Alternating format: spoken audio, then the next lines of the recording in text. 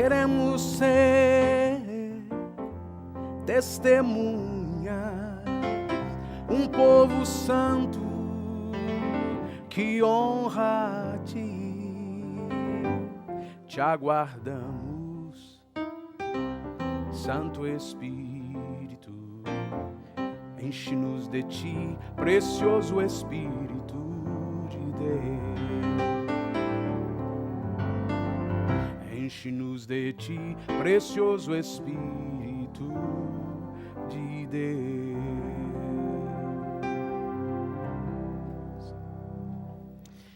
Eu quero lembrar você o endereço eletrônico do nosso site www.projetoadoradores.org.br www.projetoadoradores.org.br.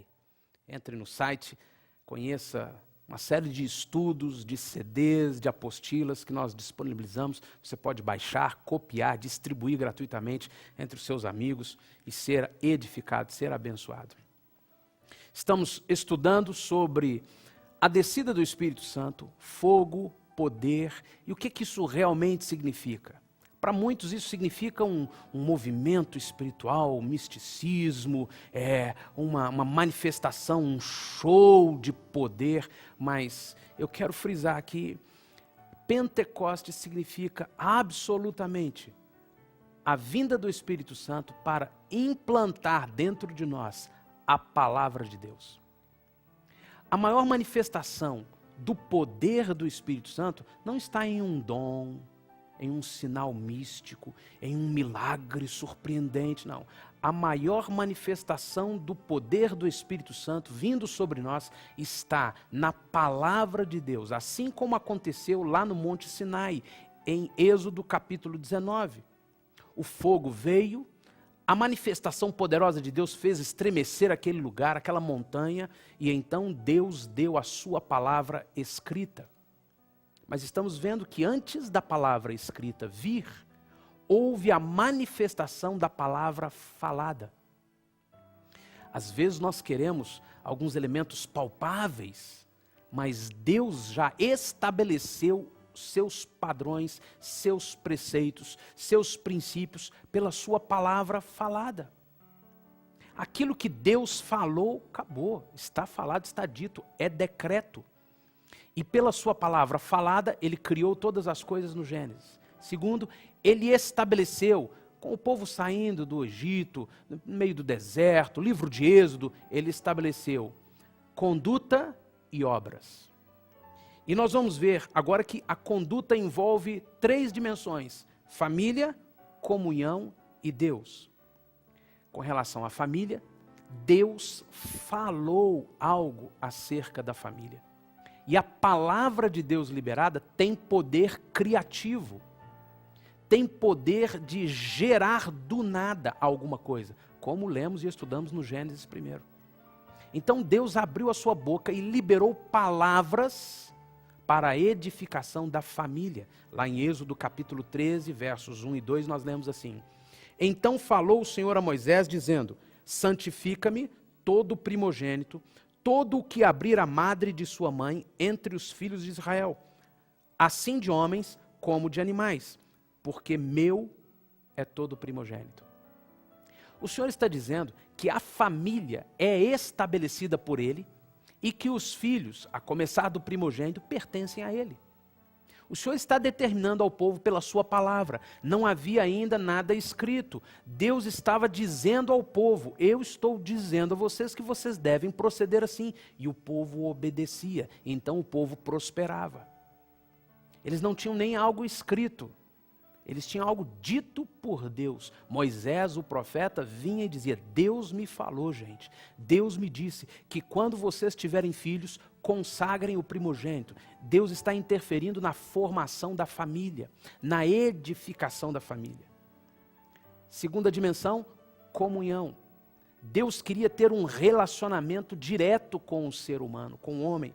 E Deus falou acerca da comunhão, do direcionamento que Ele queria dar ao homem intensamente. E em Êxodo capítulo 14, verso 15, nós lemos assim: Então disse o Senhor a Moisés: Por que clamas a mim?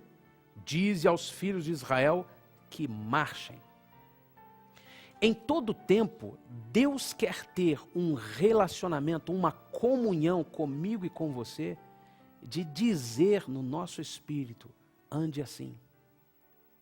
O poder da palavra, o poder do Pentecoste, o poder da descida do Espírito Santo está diretamente relacionado com o propósito de Deus, a sua palavra agindo sobre nós, primeiro na edificação da família, como vimos, agora na edificação de uma comunhão tão íntima, tão séria do homem com Deus, que o homem passa a seguir o que Deus diz. E Deus diz ao povo, eu estou ordenando vocês, marchem adiante. Mas Deus tem um mar lá na frente, tem montanhas, para onde nós? Marchem. Simplesmente andem por fé e marchem. Para a minha vida, para a sua vida, todo direcionamento de onde ir, o que fazer, vem da comunhão com Deus. Vem de nós termos um relacionamento com o Espírito Santo a ponto de ouvirmos a sua voz. Eu e você precisamos crer nisso. Nós não podemos apenas viver indo a cultos. Nós não podemos viver apenas indo à missa. Nós não podemos viver apenas cumprindo algumas regrinhas religiosas. Nós precisamos entender que Deus quer, pela sua palavra, pelo poder do seu Espírito, ter um relacionamento íntimo, pessoal comigo e com você e dirigir a minha vida, dirigir a sua vida. Não podemos viver independentes. O maior pecado, na verdade, o pecado de Adão, de Eva e o pecado de cada um de nós se chama independência. Eu governo minha vida, eu faço do meu jeito. Se as coisas apertarem, eu peço uma oração. Se o negócio ficar muito difícil, eu peço uma reza. Se a coisa ficar muito terrível, eu vou lá no centro e peço um passe. Eu busco um recurso espiritual rapidinho para resolver. Mas se estiver indo tudo bem, se tem dinheiro, está tudo bem, então está tudo bem. Não incomoda Deus não. Mas não é assim que Deus nos ensina. Pela sua palavra escrita, nós aprendemos que Deus quer ter um relacionamento comigo, com você, da palavra falada. O Espírito Santo quer falar no nosso ouvido, dentro do nosso espírito, Ele quer dizer a nossa vida, a direção, a orientação sobre todas as coisas. E eu estou ensinando isso, pregando isso a você nesta hora, porque eu estou proclamando, profetizando que isso virá e se tornará a realidade da sua vida. Para isso Jesus foi enviado, para isso Deus nos colocou aqui nessa televisão, para proclamar o Evangelho. E o Senhor diz assim, que como eles crerão se não ouviram? E como eles ouvirão se não há quem pregue? Então estamos pregando para que você ouça e creia. E se você crer, você experimentará de algo tão maravilhoso de Deus, o poder da sua palavra, construindo todas as coisas, edificando todas as coisas. O poder da comunhão com o Espírito Santo e o Espírito Santo falando no seu espírito, tudo o que você precisa saber para todas as áreas da vida. Na palavra falada, Ele quer tratar da nossa conduta. E na dimensão da nossa conduta, Ele quer tratar com nossa família, quer tratar com a comunhão, e Ele quer tratar também com o nosso relacionamento com Deus. É quase a mesma coisa da comunhão, mas é diferente. Não é mais na comunhão Deus me dirigindo, é agora na minha vida, eu tendo um relacionamento com Deus como Pai, como Senhor, como Deus, como amigo. Deus quer que eu e você tenhamos um relacionamento real com Ele. Lá em Êxodo, capítulo 19, versos 5 e 6, nós lemos assim: Agora, pois, se atentamente ouvirdes a minha voz e guardardes o meu pacto, então sereis a minha possessão peculiar dentre todos os povos.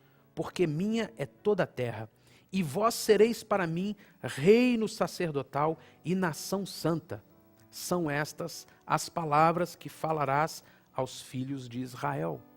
Deus está dizendo a Moisés, fale, execute o mesmo que eu estou executando com você, de liberar palavras, e diga ao povo, se me buscares, se atentamente ouvires a minha voz, então prosperareis em tudo.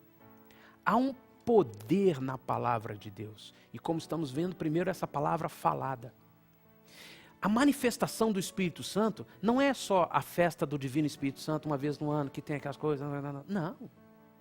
Não é só um mover espetacular de uma denominação, que o fogo cai, o sapatinho dança, a coisa... Nada disso. Não é espetáculo visual ou emocional. A descida do Espírito Santo diz respeito à palavra de Deus habitando dentro de nós. E a palavra falada, Deus quer trazer para direcionar a nossa vida, para edificar a nossa família, para nos dar um relacionamento com Deus e estabelecer Ele como Deus da nossa vida. Deus é Deus na minha vida. Eu e você podemos sair por aí em qualquer assunto, em qualquer questão, em qualquer circunstância, dizermos: Deus é Deus na minha vida. Deus me disse isso, Deus me disse aquilo. E por mais que seja estranho ou incomum, até mesmo dentro da igreja, Deus me disse, é para ser o natural. Por mais que, na verdade, esteja sendo um engano, muitas vezes, Deus me disse, então a pessoa sai fazendo uma série de coisas erradas, que vão contra a sua palavra. Deus não disse coisa nenhuma. Por mais que isso se tornou até uma forma de autodefesa, Deus me falou. Deus quer falar. Deus quer trazer isso para o nosso meio, para a nossa vivência como algo real, frutífero, comprovado, divino. Deus quer falar comigo, com você. E conduzir a nossa vida nessa terra, determinar nossa conduta em família, na comunhão e no relacionamento divino. Deus quer fazer isso conosco. Mas há também uma outra dimensão da palavra falada, que é obras. Assim como Deus disse ao povo a respeito da conduta, Deus disse ao povo a respeito do que fazer, quais obras fazer. E a palavra do Senhor diz lá em Êxodo capítulo 25, versos 1 e 2. Então disse o Senhor a Moisés: fala aos filhos de Israel que me tragam uma oferta alçada. De todo homem cujo coração se mover voluntariamente, dele tomareis a minha oferta alçada. Dar uma oferta a Deus é algo que saiu da boca de Deus. Não critique, não reclame, não se omita. Dar uma oferta é algo que saiu como uma ordenança, como um decreto da boca do próprio Deus. Fale ao povo que tragam uma oferta. Então o Senhor vem e nos ensina no verso 8. E me farão um santuário para que eu habite no meio deles. O Senhor vem e traz o motivo, o propósito da oferta. Eu trabalho, levanto recursos e então entrego esses recursos diante do Senhor para uma obra, a edificação do tabernáculo.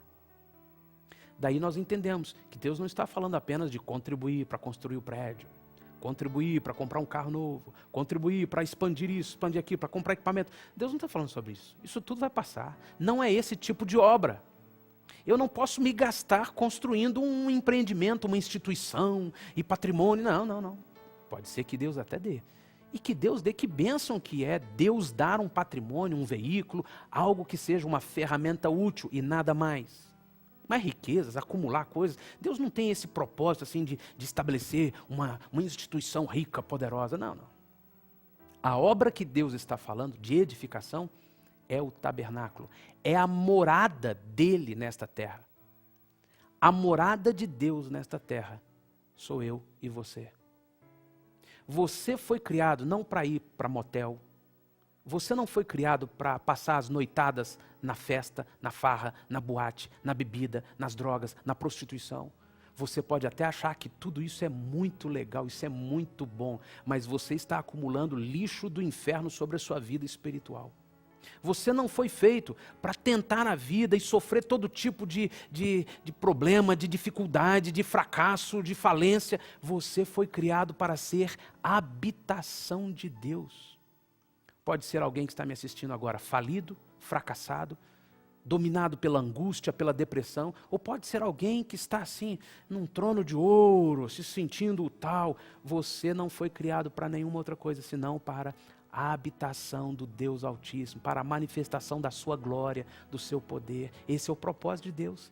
E não importa como você está hoje, Deus pode entrar, o Espírito Santo pode vir sobre você com poder, com fogo, com a sua palavra e transformar a sua vida num tabernáculo. Esse é o propósito dele. Esse é o objetivo de Deus em construir alguma coisa. E Deus vem e fala a mim e a você: tudo que você fizer, todo o seu esforço, toda a sua oferenda, toda a sua oferta, toda a sua dedicação, todo o seu trabalho, todo o seu recurso, aplique em construir um tabernáculo. Deus falou ao povo. Deus orientou quanto à conduta e ao que fazer. Isso está claro e em nenhum outro lugar a Bíblia mudou isso. Portanto, eu e você precisamos ouvir a voz de Deus. Para sabermos tudo a respeito da nossa família, da nossa comunhão e de Deus como Senhor sobre nós. Mas precisamos ouvir a palavra de Deus para que nós saibamos também como direcionar nossos passos, nossa energia, nosso esforço, nossa dedicação. Como nós podemos fazer para construir algo que seja o que realmente Deus está querendo, um tabernáculo. E farão um santuário, um tabernáculo, para que eu habite no meio deles. Enquanto o Espírito Santo não havia sido derramado lá no livro de Atos, Deus vinha provisoriamente sobre aquele tabernáculo feito em todos aqueles utensílios terrenos. Mas em Jesus se cumpriu todo o Velho Testamento. Eu não estou dizendo que acabou o Velho Testamento. Ele continua sendo Bíblia. Mas se cumpriu tudo aquilo que era profetizado. E em Pentecostes o Espírito Santo foi derramado. Para que o tabernáculo não fosse mais um objeto, uma peça feita pela mão humana, mas fosse a minha vida, a sua vida. Deus falou isso. Deus disse. E agora eu quero ver com você a palavra escrita. Deus dá as tábuas da lei, elas são quebradas diante da idolatria, o bezerro aparece nessa história, as nossas obras são confrontadas por Deus. E o que é a palavra escrita? Os 10 mandamentos, a Torá. O que Deus tem para nós nessa dimensão da palavra escrita. Nós vamos para um pequeno intervalo e já voltamos.